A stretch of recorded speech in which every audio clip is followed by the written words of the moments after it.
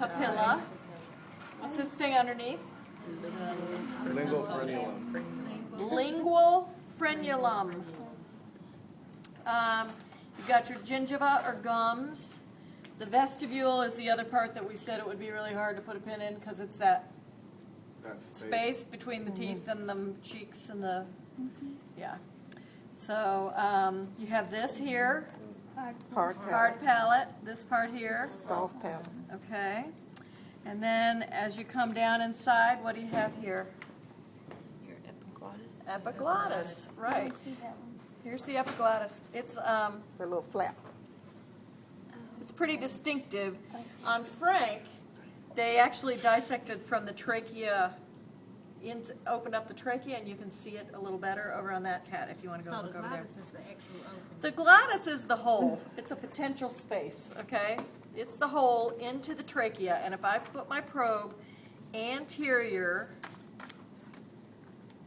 The glottis is the hole, Oops. the epiglottis is the flap. the flap is opening. the epiglottis. So I think it Opening. would be very hard to, his neck got cranked around, there we go. It would be very hard to point to something and have you try and say glottis, right? Because the glottis is just the opening. But the epiglottis is this thing here, which is pretty distinctive looking. We're going to look at it on the model too. Okay, so that's actually part of the respiratory system, right? Not the digestive system. So what else did we have? Gingiva, tongue, vestibule. Oh, the salivary glands. They're not on this cat, but we saw them on Minu, the little one over there. You've got your parotid salivary gland, which is way up, sort of lateral to the masseter muscle. And then the parotid duct runs across the masseter muscle. That's the gland that empties into the mouth at the level of the second molar. Remember that? So if you see a pin that looks like it's in the masseter, remember that we're not doing muscles. We already took a test on muscles. So if you see a pin in the masseter, it's the parotid duct. If you see a pin over towards the ear, it's the parotid salivary gland. Your submandibular gland, and again, this isn't the best cat for it, but your submandibular gland is actually going to be lateral to your external jugular. And I don't even know if you can see it over here, but it's way down here. Okay, there's your submandibular, but there's good ones on that cat over there. We can go look at that when we're done. Okay, so continuing on with our digestive system, behind the trachea is what structure? The esophagus. So if you see a pin in something and it's parallel to and behind your trachea, you know it's the esophagus. And what I have done here is gone behind the glottis and put my probe in, and that's the esophagus. Then you come to, where does the esophagus come to?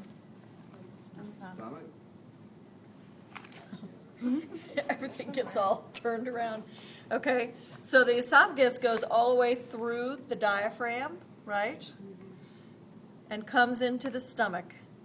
So here's our stomach here. Here is the esophagus coming into the stomach, right here. So from the outside, if you see part of the stomach like right here that kind of balloons up a little bit, right where the esophagus enters, what part of the stomach is that? That is the fundus of the stomach. On the inside of the stomach, you can see this hole right here, Gastroesophageal sphincter. lower esophageal sphincter. We have to say that. Lower esophageal sphincter. I think so. What does it say? Gastric. Oh, I beg your pardon. Gastro- Gastroesophageal sphincter. I was going to say they're the same thing, but Where is it at here?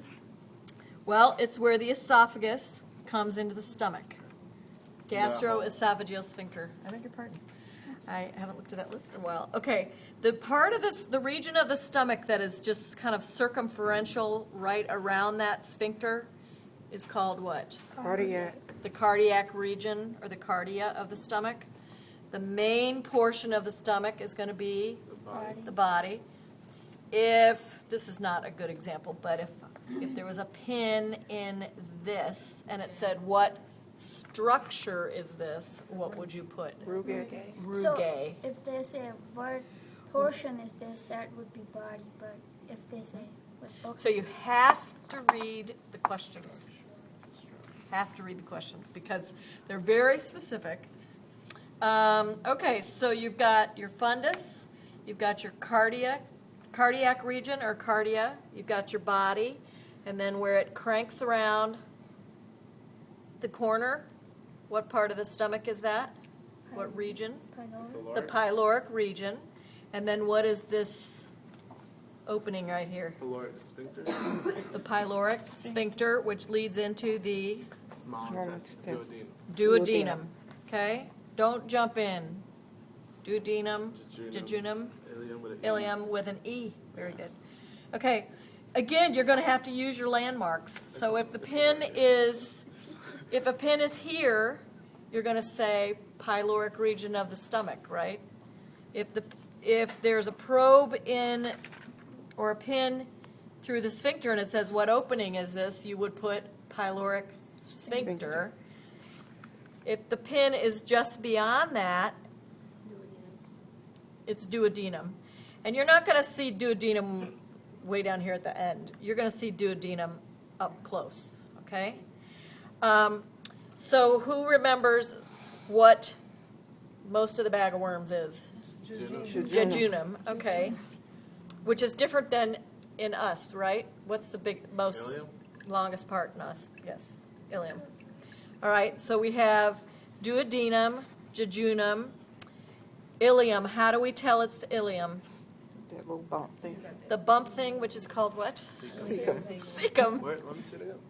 Okay, so if you see small intestine, Uh-huh. and then you see this big, the blobby thing, the cecum, all right, and the pin is here, it's ileum with an E. If the pin is here, it's cecum. If the pin is here, Ileum. Rectum. Descending. rectum is way Descending, down there. descending, Descending colon, okay? So you're only going to see rectum if it's way, way, way down there. So you have cecum, then you have ascending colon, transverse colon, descending colon. Lot shorter in the cat than in. Oh, So the because ileum- it Where even is has the ascending. The ileum is what connects with Just before the cecum. just before the cecum, and there's this very conveniently named valve called the Ileocecal. ileocecal valve. Okay. And what does that do? It does the same thing as it does in us. Just like the pyloric sphincter controls how much stomach contents or chyme enters the duodenum, the ileocecal sphincter determines how much chyme is allowed to pass into the large intestine.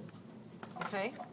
So we've got a sphincter at the beginning of the small intestine called the pyloric sphincter, and we've got a sphincter at the end of the small intestine called the ileocecal sphincter, which connects the ileum to the cecum. And then you have large bowel. Okay, now back up.